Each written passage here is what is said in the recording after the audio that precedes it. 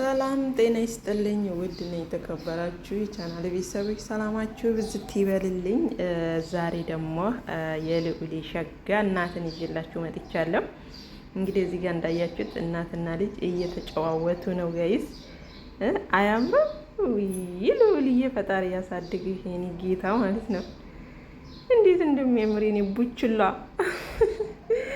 የምሬ ነው ብላችሁ ጋይስ እና ሲያሳዝን እና ሩታዬ እንግዲህ ለመጀመሪያ ጊዜ ከልዑሌ ጋር የቲክታክ ቪዲዮ እየሰራችልን መታለች። እውነት ለመናገር ደስ ይላል። እንደዚህ ከልዑሌ ጋር እየመጣች አንዳንድ ቪዲዮችን ብትሰራ ፖስት ብታደርግ ደስ ይላል ለመናገር። ምክንያቱም እንዴት ነው የእናትነት ስሜቷን እንደዚህ ስትገልጽ ደስተኛ ነች እሷ ራሷ። የምሬን ነው የምላችሁ ጋይስ እና ስስቴ የልጅነቴ ብዙ ነገር ያየውብህ እያለች እንግዲህ የውላችሁ እያጫወተችው ነው።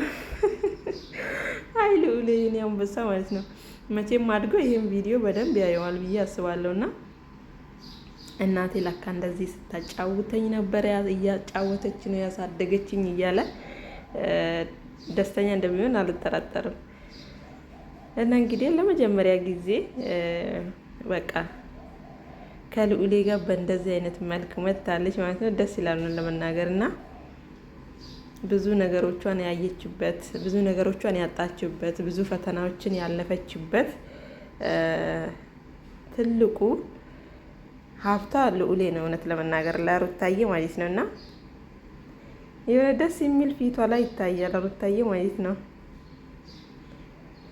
እና ልዑልዬ የኔ አባት ፈጣሪ ያሳድግህ።